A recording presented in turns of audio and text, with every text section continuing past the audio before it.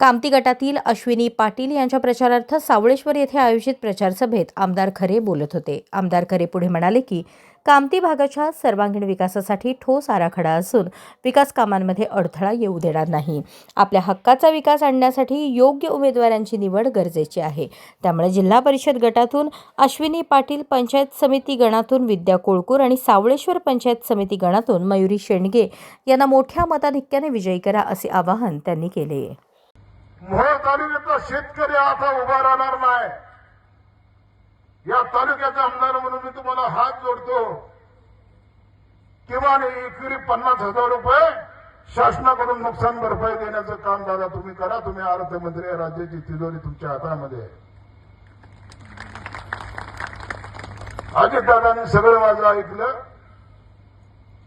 लांबोटीमध्ये अपर collector, अपर जिल्हाधिकारी प्रांत होते, तहसीलदार होते, सर्व अधिकाऱ्यांना सांगितलं की सरसकट शेतकऱ्यांचे पंचनामे करा। दादांना तुळजापूरपर्यंत सोडल्यानंतर मी परत आलो। त्यांच्या गाडीत गेलो होतो, माझी गाडी मागं होती। आम्ही परत आल्यानंतर ना दुसऱ्या दिवशी मोहोळ तालुक्यात आपल्या 9 मंडळ आहेत।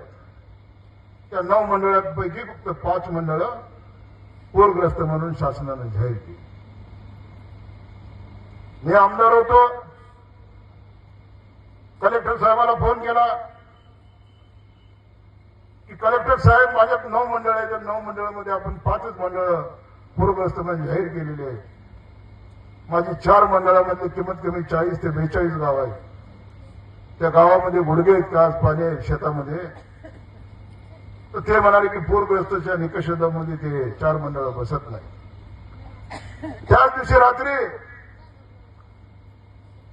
दिवसभर वाघोली मंडळाचा दौरा केला। उमेशदादा पाटील माझ्या बरोबर होते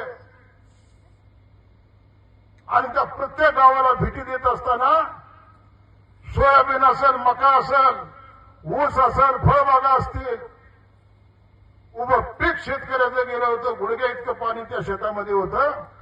किंवा आमचा नरसिंह पाटील पहलवान कसला आहे, मी हडाबसाच्या कार्यकर्त्यावरती प्रेम करणारा माणूस आहे, लक्षात ठेवा। 7,000 रुपयाची नोकरी करणारी पोरगी